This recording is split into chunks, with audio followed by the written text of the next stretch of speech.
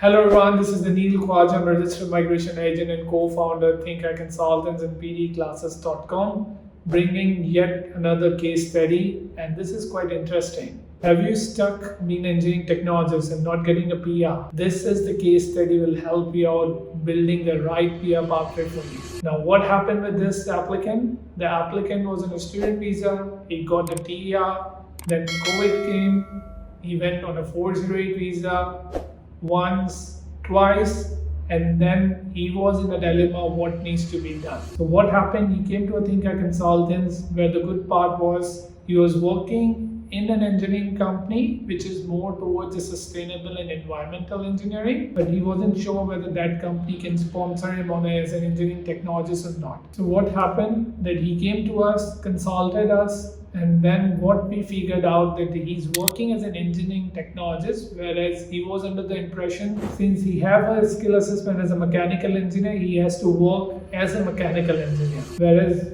he came to us with a very blank face. We discussed with him and told him that since he's working as a technologist, it's better that he should get another skill assessment as ET and then speak to his employer to go with the employer sponsorship. Now, since employer sponsorship takes a bit of time, because obviously you need to discuss with the employer needs to arrange all documents. In the meanwhile, his visa was expiring, the 408. So he consulted us. We asked him to go on a student visa as of now in order to study masters, because he has done a bachelor's of mechanical engineering. So we advise him to go with a master's study in a project management, since he has already studied a bachelor's of mechanical engineering and a master of engineering. So the project management was a better option for him. So he offered that. And simultaneously, what happened, we spoke to his employer, gathered all the documents, and then straight away we applied for the nomination and visa application for 186. Now, there is another twist. Employer was in a dilemma whether he should sponsor that person or not. So what happened, that we advised him that he should contact his employer, ask him to have a paid appointment with us, especially with me. So what happened, that I took an appointment with him, explaining the complete scenario, explained his employer about how this needs to be done, and 186 is a very smooth and a nice process in order to have a permanent staff which would be working as an engineering technologist for you for a longer time. And finally the employer agreed to sponsor. Then what's going to happen, we applied for nomination and visa.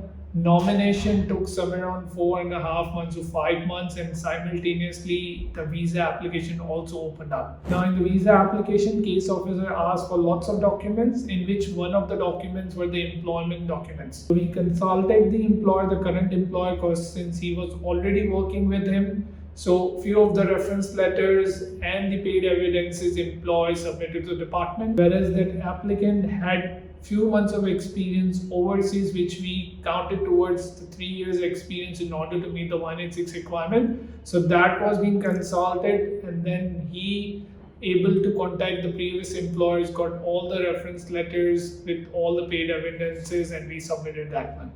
And finally, after 9 months of continuous counseling and efforts, he got 186 permanent residency. So you can imagine, coming from student visa to 485, then 408, then another 408, and then another student visa, which you believe it was a risk, but ultimately the good part is we consulted them that he should upgrade his study rather than downgrade to get a confirmed refusal, which wasn't the case. So he opted for what we advised him, he trusted us, and finally got the 186 approval. Now he's all free, he can work full-time as an employer, and he has a choice whether he should study as remaining master of project management or not.